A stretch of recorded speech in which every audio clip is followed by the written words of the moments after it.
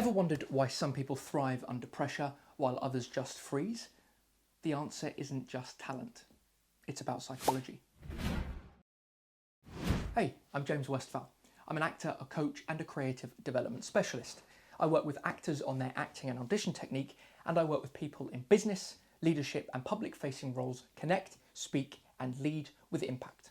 In today's video, I'll share insights from performance psychology, backed by science and personal experience to help you shift your focus, sharpen your mindset and show up at your best. So let's start with mindset. Carol Dweck has done a lot of research on something called fixed versus growth mindset. Very quickly, essentially fixed mindset is exactly what it says on the tin. It is the idea that I have this certain capability or certain ability or talent or way of thinking, and that is what it is. It can't be changed. That's how it is. And then the opposite of that is growth mindset. Again, says what it is on the tin, and that is that you have a belief or a fundamental idea that that can be changed. I can grow, I can improve, whether that's a way of thinking, intelligence levels, communication, talent, whatever it is. And what a lot of the research predominantly found is that the way you think about your ability can and will impact your performance. So what does that mean in terms of public speaking, communication and acting? Well, if I think I'm just not a very good speaker, that is what it is. I'm not a very good speaker and I don't think I'm going to ever get good at speaking. That is one way of thinking, and you can kind of guess what that leads to. If you're telling yourself that constantly, if you're thinking in that way, you're then not actively engaging with things that might help you improve. The opposite of that is true. If I think I will be able to grow and improve, I'll probably start engaging with people that might be talking about it. I might engage with books. If it's acting, maybe I'll start watching things and start working out what I think is going on, even if I don't know. And things like this, the act of trying to get better, becoming curious and getting better, wanting to improve, allowing yourself to learn from people, knowing and being confident in the fact that you can grow, that is the key difference between fixed, it's not changing, it can't change, and growth, this can get better, I'm going to try and improve. And then something that I feel kind of goes hand in hand with that is positive self-talk, the way you talk and think about yourself. A really interesting thing about this, I think, is that a lot of people will say it's woo-woo or it's a bit wanky or things like this, right? But time and time again, research has shown, psychological research, empirical work has shown that the way you talk to yourself, the way you repeatedly think about yourself matters.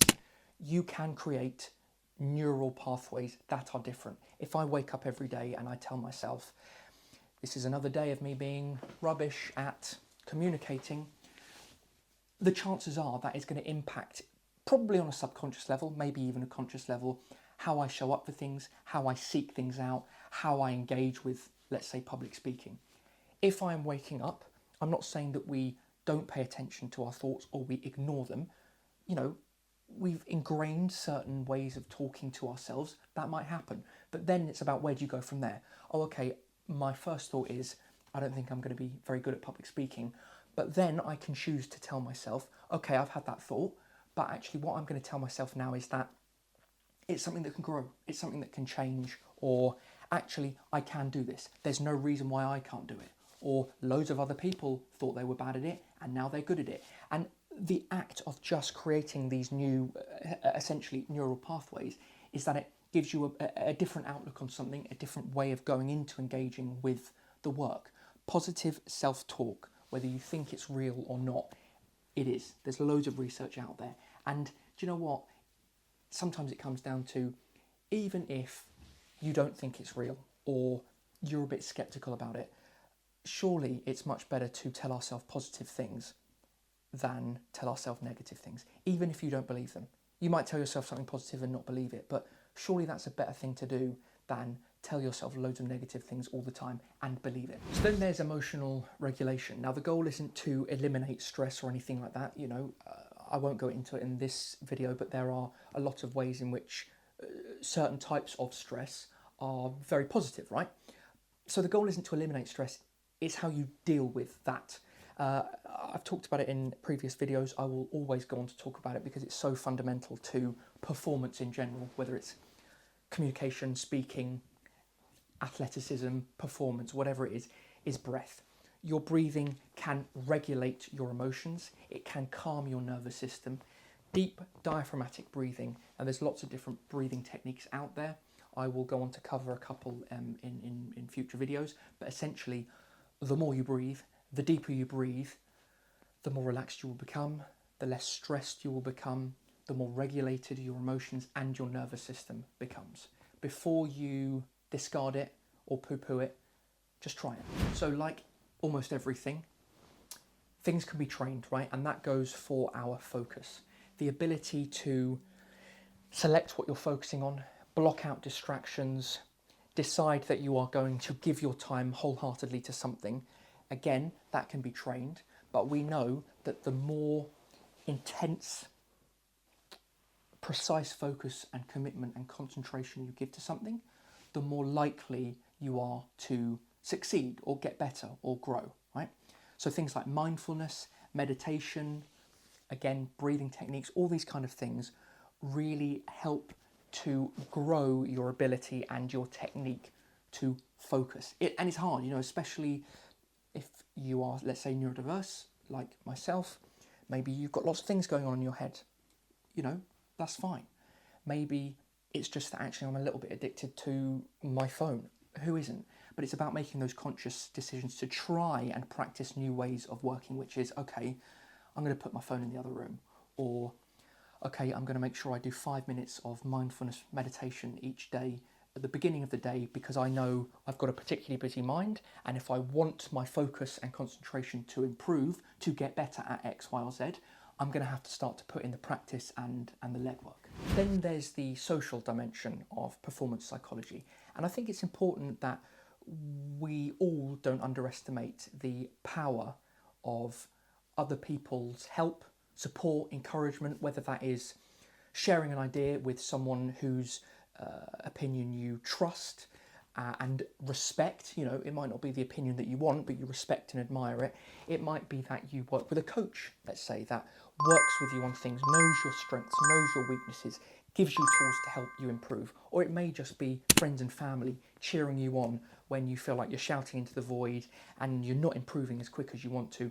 But that social dimension of work, practice, growth, it all comes under that banner of performance psychology. And I personally, I don't think it should be underestimated. We can't, as much as we want to, and I'm very guilty of this, we can't do everything on our own, even if we want to. Even if we look at someone and they say, oh, I've done all of this, we can't. And also it's not healthy. The more you talk, the more you share, the more you communicate, the better you will become at managing things, knowing what feedback works, allowing people's opinions and feedback and strategies in, and it's all part of the melting pot of things that will help you inform and improve your performance. Again, whether it's public speaking, communication, acting, athleticism. The beauty about performance psychology is actually it can be taken and applied to a lot of different strands of performance, not just performance in the sense of I'm now on stage. And finally, let's talk goals. There are a lot of different ways in which people set goals. There are SMART goals, all things like this, things that are measurable, things that are time orientated. That's all great. You might have a specific method to approach goals, but I think the important thing is that you do have a goal or a set of goals.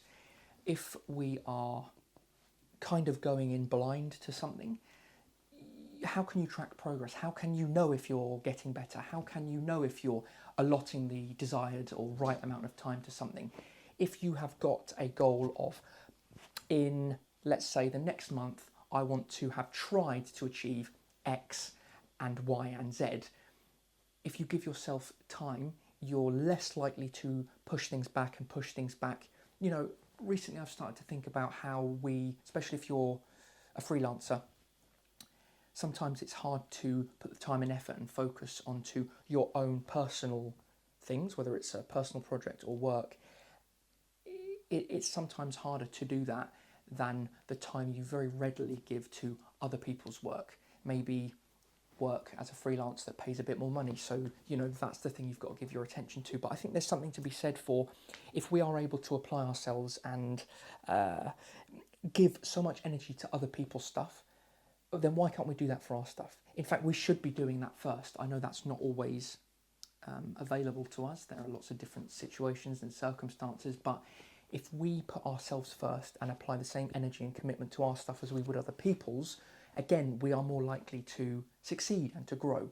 And a really helpful way of framing that is, okay, what is my goal? In X amount of time, I want to have achieved X, and I think the way I need to do that is break it down into smaller chunks, smaller goals. Essentially, you are giving yourself things that you can hold on to, that are tangible. If you have found today's video helpful, please follow and subscribe. And as always, please feel free to leave a comment below on things you would like me to focus on in future videos.